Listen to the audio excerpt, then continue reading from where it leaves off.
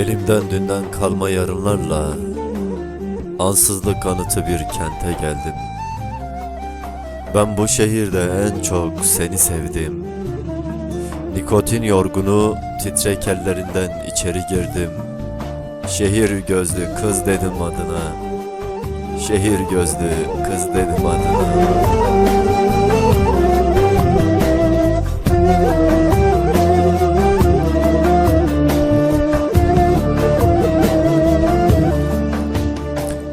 En okunaklı yeriydin alın yazımın, gizleyemedim. Geceleri kılık değiştirdim, ellerini soyunup gözlerini giyindim. Akşam sağanaklarıyla indim gizli bahçelere, bulutu yüzüne çevirdim.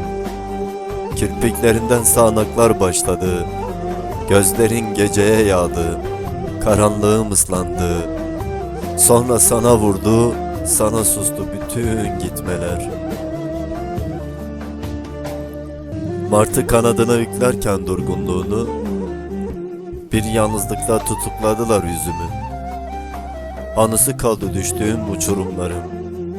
Beni en aşk yanlarımdan astılar. Beni en aşk yanlarımdan astılar yar, astılar.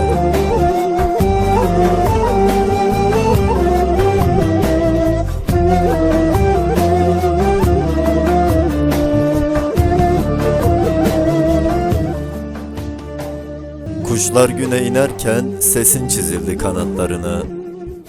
Ve sen hep vardın, tutulduğum karantina nöbetlerimde.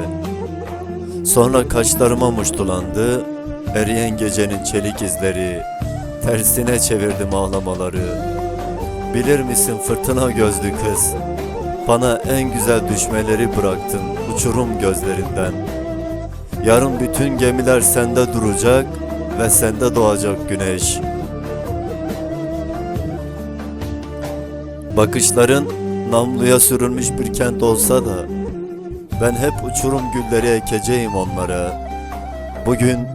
Bugün güllerden sarı, yalnızlık yoluyorken esrik bir şehrin tam ortasına, bu gece yağmurum sana, bu gece yağmurum sana, göz bebeklerine koy beni yar, koy beni.